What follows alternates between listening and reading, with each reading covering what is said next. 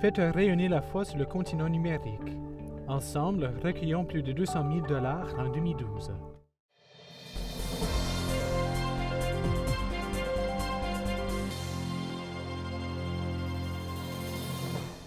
Bonsoir, mesdames et messieurs, et bienvenue à Perspective. Le prochain congrès eucharistique approche à grands pas. Il nous reste seulement 2 mois avant l'ouverture du congrès eucharistique à Dublin, en Irlande. Octobre dernier, nous avons accueilli en studio le Père Kevin Doran, organisateur de ce congrès, pour nous renseigner sur les activités importantes de ce grand rassemblement international.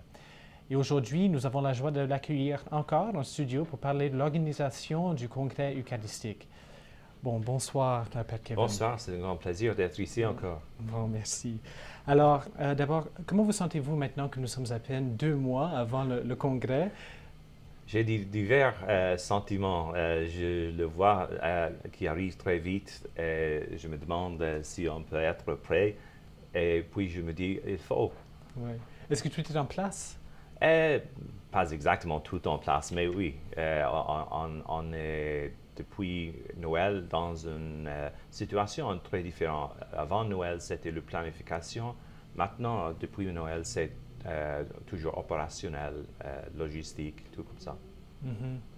Un des grands thèmes du congrès eucharistique est la communion, puisque l'Eucharistie forme la communion entre les membres de l'Église.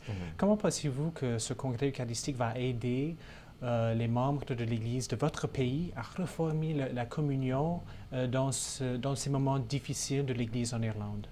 Il a commencé à aider depuis 2 ans quand nous avons commencé notre programme de préparation pastorale parce que dans toutes les paroisses, on commence à faire quelque chose partout dans l'Irlande et même dans des autres pays ensemble.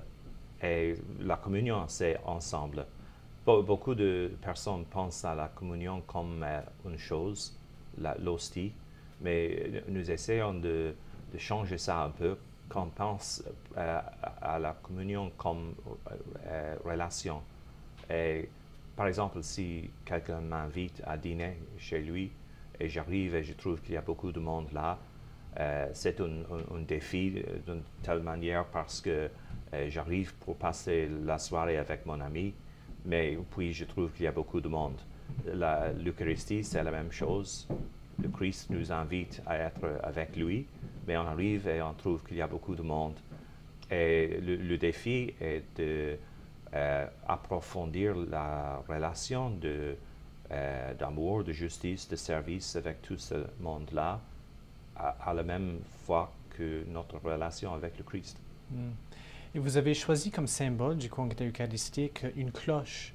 Alors, qu'est-ce que cette cloche symbolise, en fait? Depuis beaucoup de temps, la cloche en Irlande, comme dans beaucoup de pays, symbolise l'invitation à la messe. Chaque dimanche, on écoute la cloche, on entend la cloche qui sonne. Et pour nous, la cloche du congrès eucharistique symbolise l'invitation à revenir à la messe pour ceux qui peut-être ne viennent plus, d'approfondir la célébration. Une invitation à la conversion, à la mission. Et est-ce que les gens sont toujours capables de s'inscrire au congrès?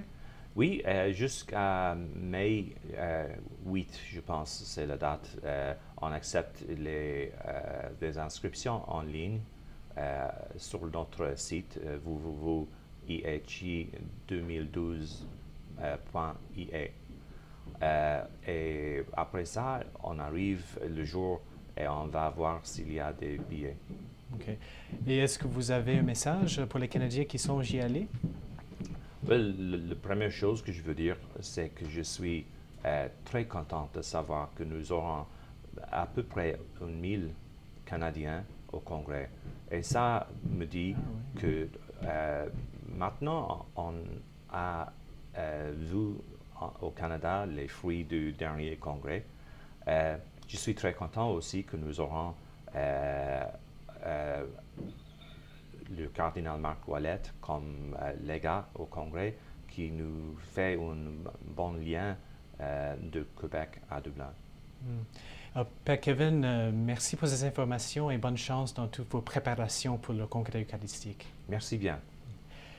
Et merci à vous, mesdames et messieurs, d'avoir été des nôtres. À la prochaine.